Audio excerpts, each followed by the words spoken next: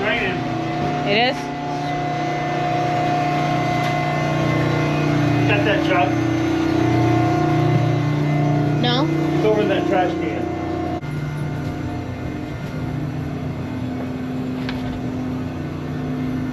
Vacuum pump oil.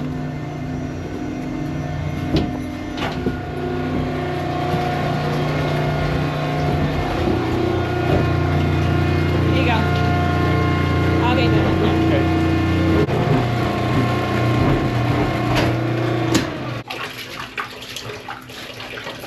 Is that? It should come right to you, you know, the water. Yeah. You want a cup or something? Or? I don't think it would really help. No. It's not very deep. Hold on. Alright, I'm gonna go finish the milk room. Okay. I just took the last machine off. Okay.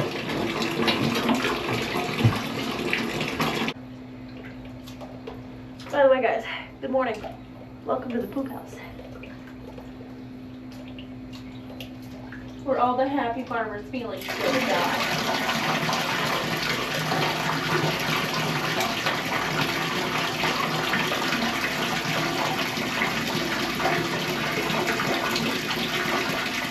I don't know if this will work or not.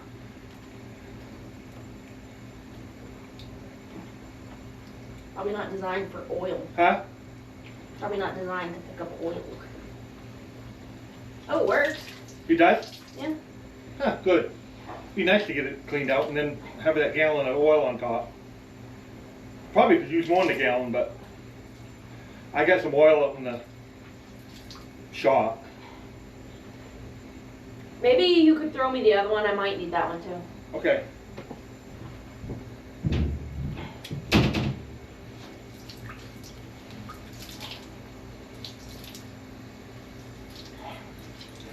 I didn't anticipate smelling like hydraulic oil today, but here we are. Can you squeeze it out? Yeah. So there's not much left in it now. Good. You don't feel any foreign matter that would scrape the side, groove the sides or anything, would you? I mean, there's like some stuff on top that I'm gonna clean off, but that there is nothing can fit down in there because that seal pops up around it. Yeah. I can feel that seal. God, that must be hard on that seal. It's no wonder those were bad. Yeah. It's like squeezed it right in that tube. Oh, it's not right, you mean? Or? No, it's right. Assuming that's the way it's supposed to be. It's just like you can see the lip of it. Oh, yeah. I would think that'd be awfully hard on that. You don't feel any, like, rocks or anything on top of the... I mean, there's rust. Huh? There's rust on top of it. And dirt and stuff, but this thing sops it up pretty good. One time it flooded so it ruined the motor. That's why that motor is on cinder blocks now. Oh, really? Yeah. We just had it, like, lower, Was that when it was like that? and then it flooded one time and ruined the motor.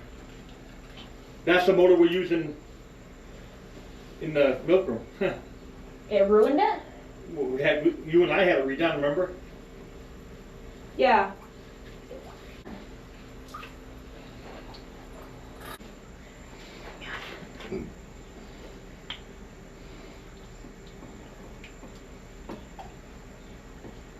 It'll just run around, right? Well, I don't know. You better move it. Yeah, you should, but I don't know if you got put enough to. I guess it is running around. Yeah, good. Perfect. Use it all. Yep. I wouldn't want to put that stuff in that vacuum pump. No, I don't really think their stuff's like top Okay, of the line. probably okay, but. Yeah. All right, here we go. All clean, fresh oil. Want me to run it once with this? Except me, I am not clean now. Huh? No, we don't need it. Perfect. Oh, did you shut the? Nope, nope. That's right. Put. All right. Is it down? Yep. Okay guys, so I have a lot to catch you up on. It's actually many days past what you guys would have last seen, which was me working on the Hool pump in the manure house, which is right there. It's been a while since we did that. It's been a crazy day / week. There's been a lot of things happening. We got sawdust today. The sawdust that we've been using has been working great. This is what we have left. It went like 9 days? No, 10 days, I think. So it's working out perfectly. We did get a little bit more this time. I think they got like 2.3 ton on there this time or something, so it should go even longer. Got an update on the tractors. We've got them parked next to each other, which I think looks hilarious. I did not expect the Massey to look so much bigger than the Kubota. Some of you guys were asking if we traded the Massey for the Kubota. Absolutely not. The Kubota is still 100% here.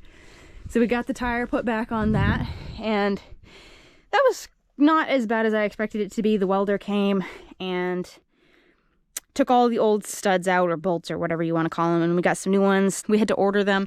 Brent went to like 4 different places. Nobody had them. So he ended up ordering them. They're like $7 a piece. So it was like, well, it was $100 between the oil for the Massey and the bolts for the Kubota. 120 bucks or something like that. So we got that tire back on. Went much better than we had hoped it would. There was only one that the threads were completely gone. So we're going to get a thread tapper and we're going to fix that one so we can get another bolt in there, because we don't want to be missing one, obviously. So that's all good to go, but yeah. I think they look cool sitting next to each other, but you definitely notice how huge the Kubota bucket is when you see a bigger tractor sitting next to it and it has a much smaller bucket. But one of you guys was saying it's not actually 100 horse, which is true. This is like a 90, I think it's like a 96 or 7 horse.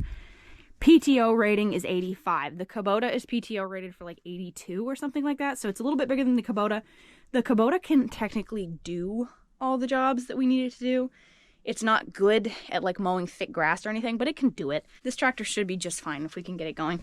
But the tires, you can see the back tires are a little bit bigger than the Kubota's. The front tires are much bigger than the Kubota's, wider and taller. About the size, actually, of the back tires. They're pretty close to the size of the Kubota's back tires. I'm trying to cram everything into this video because it's actually like the night before you guys are supposed to see this. Tomorrow is Thanksgiving, so happy Thanksgiving, everybody. I hope you had a great day, got together with family, and just had a wonderful time. And if you're into that Black Friday shopping, I hope you enjoyed that as well. I'm not, but... Other thing I wanted to show you guys, I'm not sure you're even going to be able to see it, so I'm going to have to go get a flashlight, I think. It's like 4 o'clock, so it's almost completely dark right now. There's not much for updates on the Massey other than the oil pan is fixed, which, like I said, I'll go get a flashlight to show you guys that. We did put some fuses. We put a fuse in the one that had been blowing. We didn't have any because the electrician had been working, well, not electrician, but our friend has been working on it, and he'd blown all the fuses, so he tried a whole bunch of his own and blew a bunch of those, so he didn't have any left, so we went and picked some of those up when we went to the store, and it has not blown this one. So this is the one right here that it's been blowing. I don't know if you guys can see that, but it is not blown. So obviously we haven't started to run the tractor because it has no oil in it. We have to let the stuff that's on it cure for... You're supposed to let it cure for like 16 hours, but we were going to do 24, but where it's kind of cold, we're probably going to do 48 hours. So this is what's on it. We bought 2 cases of it because we thought we might need it because it's a pretty long crack. Turns out we didn't need both of them, just had one put on there. So I guess we'll just have this around for, might need it for something else, I don't know. But we had our welder look at it, and he was actually recommended putting this on it instead of trying to weld it. It's actually cast iron, and I guess cast iron is like super, super hard to weld. And it doesn't like contract with heat. So when you weld it, the weld will contract and pull away from the metal rather than the whole thing just contracting, I think. That's probably not right. I don't really know what I'm talking about on that. But he recommended putting this stuff on it because he said it's the same thing as JB Weld. It's just a different brand. And they use that, I guess, on a lot of engine blocks that have cracked because it's just, sometimes it works better. So he said to use this. And if that doesn't end up holding oil, pop a new oil pan on there. It's not hard. All he had to do to get to it was just drop the guard down for the drive shaft to get to that. And he's got it hanging on some wire right now. So all we'll have to do is pop that back up there. If you wanted to take the whole pan off, it's only like 150 bucks. You just drop down that front drive shaft. I think it disconnects right there, so that's easy. And then of course up there, and then you just unbolt the oil pan and put a new one on. So if it doesn't work like this, then we'll put some more money into it. But right now, this is the cheaper fix. That stuff was only like 7 bucks. Brent's going to get a bale for tonight. The cows have lost their privileges for going outside. 3 heifers got out last night. They were on the front lawn this morning, just kind of wandering around, so they can't go outside, especially at night anymore, if they're gonna get out like that. And plus it rained like an inch, and the pasture's just really slimy and nasty, so we shut it off. They're just out back on the pad right now. They're gonna have to deal with it, just the way it is. So he's gonna drive. Actually, I don't know why he's not taking the Kubota. Maybe he didn't think about it. He's driving up the road to get a wrap bale, but he definitely could have taken the Kubota now. So, yeah. I think I was starting to explain to you that it didn't blow the fuse. We did turn the key on and cranked it, and that is when it started blowing the fuse, I guess. And it's not doing that now. So I don't know what would have changed if something got jostled on the way over here, and now it's not grounding out. And that's, I don't know. I don't know if everything's gonna work once we put the oil in it. In 2 days, on Friday, I think we'll put the oil to it and then we'll start it up. And fingers crossed. I mean, if it works, it's gonna make me nervous every time I turn it on, like waiting for it to not work. But I guess it's a good thing, because then you'll definitely know that it's a wire somewhere grounding out and it's not the computer has a problem. So I guess in a way you would know. I don't think I explained the problem very well to you guys anyway. We have had our friend working on it for a couple months. He has a full-time job. He's super busy. So he's just been working on it in his free time, which is really, really nice of him.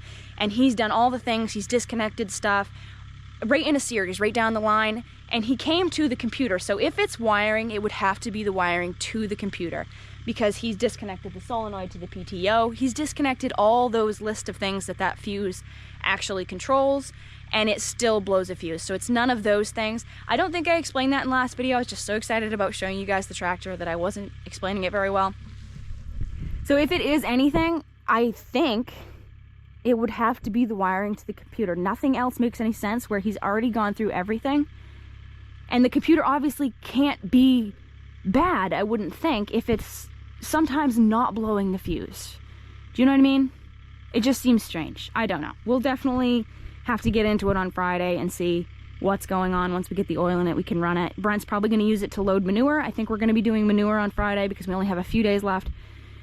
Well, we can still spread in December. Really sucks. We would have gotten that whole pit cleaned out if it hadn't been for the Kubota's wheel breaking. But it is what it is. I mean, you can hardly ever get anything now when you want it. So we had to wait for the bolts to come in for a couple days, and that set us behind. And then of course we had to warm up. I mean, it's like 44 degrees today.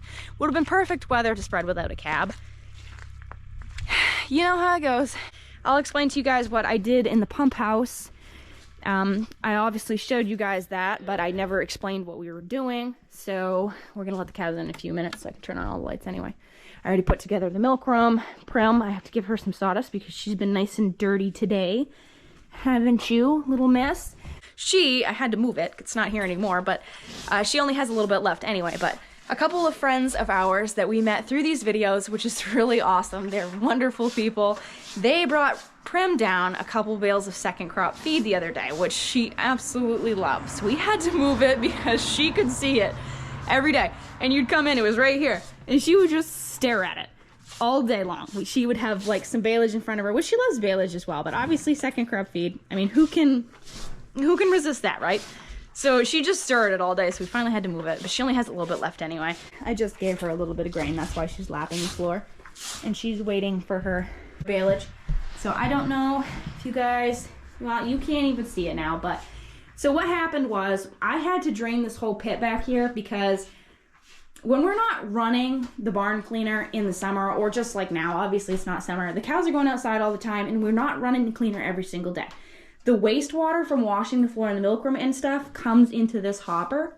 And if you don't pump that out, the water will get from this hopper back behind here. I thought Brent was pumping it out and he thought I was pumping it out, and it just wasn't getting pumped out. So it eventually started going back into this pit back here.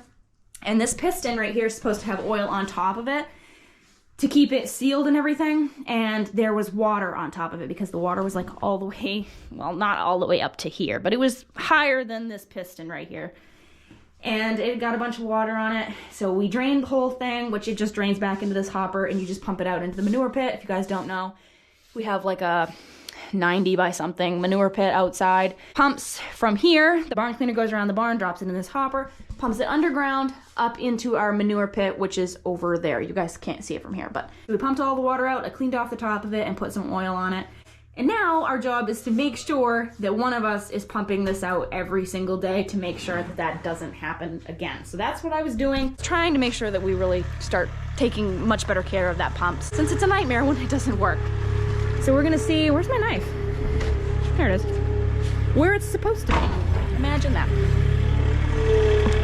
Put this bail on. Just have to check to see which way it's supposed to be going, and wrong. You gotta turn it around. Yep. I'll show you guys, because some of you guys ask if Brent has ever tipped this over. And honestly, what happens more often than not is instead of it tipping over when he goes to put the bail on it, he'll put the bail on it, it'll just roll right over the top of it and he'll just have to scoop it up again. But we have tipped it over before. Usually it's when we put the bail on with the Kubota. If you accidentally bump it with the bucket or just drop the bail on coming in a little too hot, it will dump the whole thing over, which is obviously not good for it. But it doesn't happen very often, so. Usually it's when it's flat-sided like that, that's when it happens.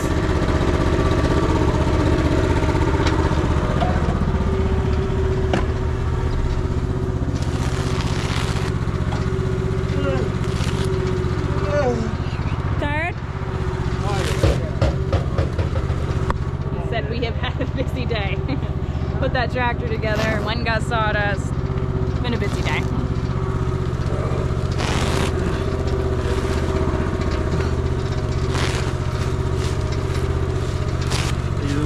Yes, I am tired, but I'm kind of getting my second wind. I was really tired earlier, around 2 o'clock, but I'm a little better now.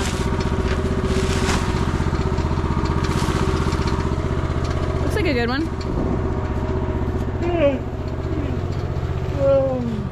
We cleaned up our first pile of plastic and now we got another one.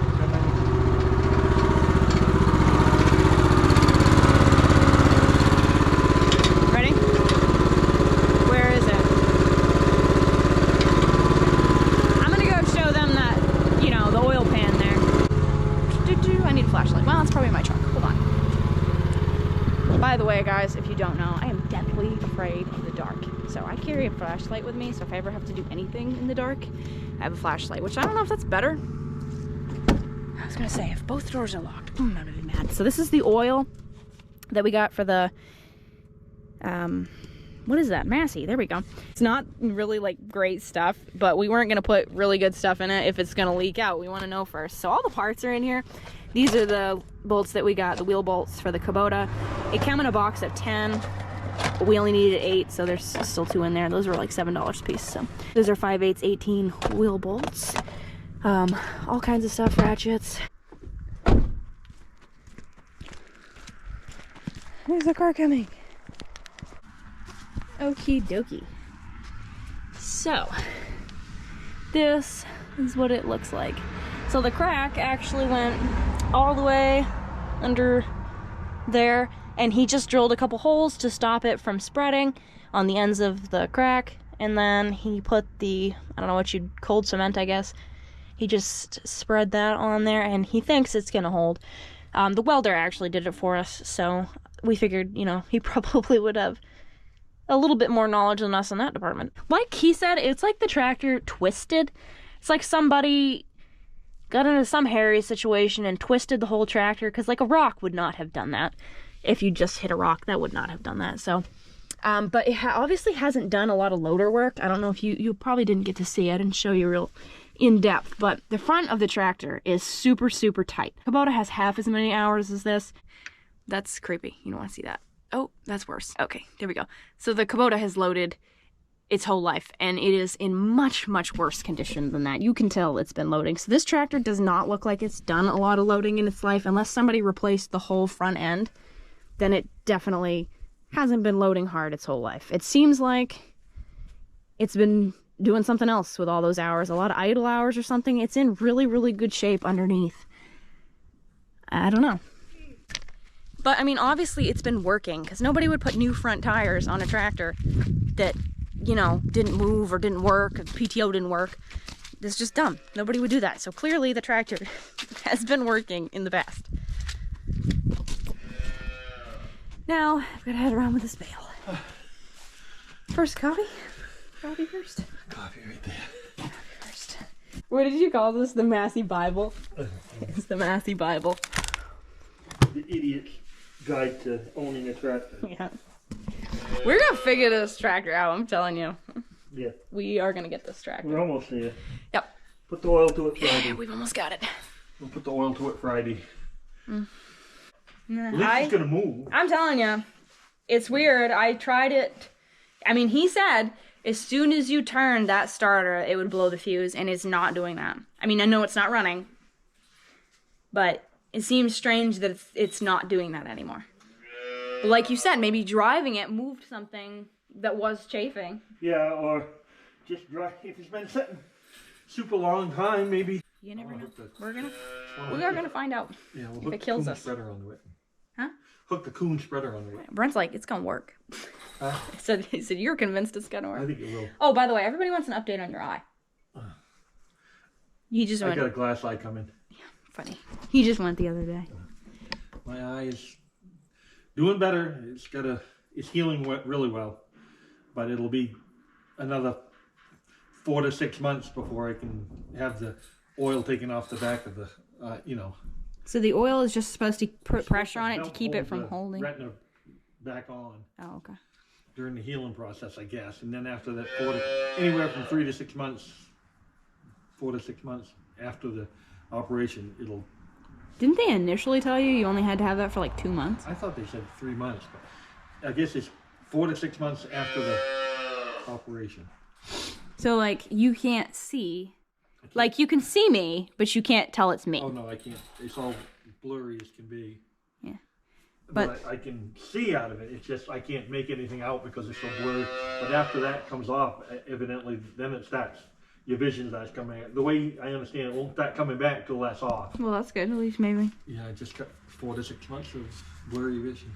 The other one was coming unattached. That was the scary part. The other one was coming unattached, and they lasered it from coming in before tearing any more. So if the other one had come unattached, I'd have been blind as a bat. Stevie Wonder the farmer. Stevie Wonder. Oh my gosh, that reminds me. Remember the first time I mowed a field and you said it looked like Stevie Wonder did it? Yeah. Yeah. Ray Charles. Good times. Ray Charles the farmer. Of course, you didn't tell me that until after I'd been working here for a while. It's hard though. With that Kubota, it's hard to not leave a streak. Well, I was actually mowing with the Masseys. Oh, really? Yeah. Well, it takes a while to get used to. Give me excuses. No, I just sucked at it. It's cold tonight. It is cold tonight. So we picked up a bunch of stuff for the milk room. Chlorine, leg bands, chlorine. What else? A bunch of stuff. Oh, a pulsator had been broken for a few days. We thought we had the part to fix it. Apparently it was the only part that we'd used out of the whole kit. Was the part we needed. So it was the part we needed, so we had to go get one of those. Used. And we had to milk for 5 machines for like 2 days, 3 days? Something like that. 2 or 3 days. It's been wild around here. Now we got that fixed.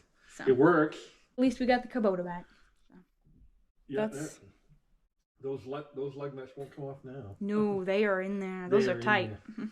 They're leg bolts now. They're not leg nuts. We also checked the other side. Actually, a leg bolt. Yeah. And they went through hard. They did. One I can't get anymore, but there's 7 out of 8 are good. I hope you guys have a happy Thanksgiving, and you know the drill. Keep it real, keep farming. And we'll see you in the next video. Bye, guys.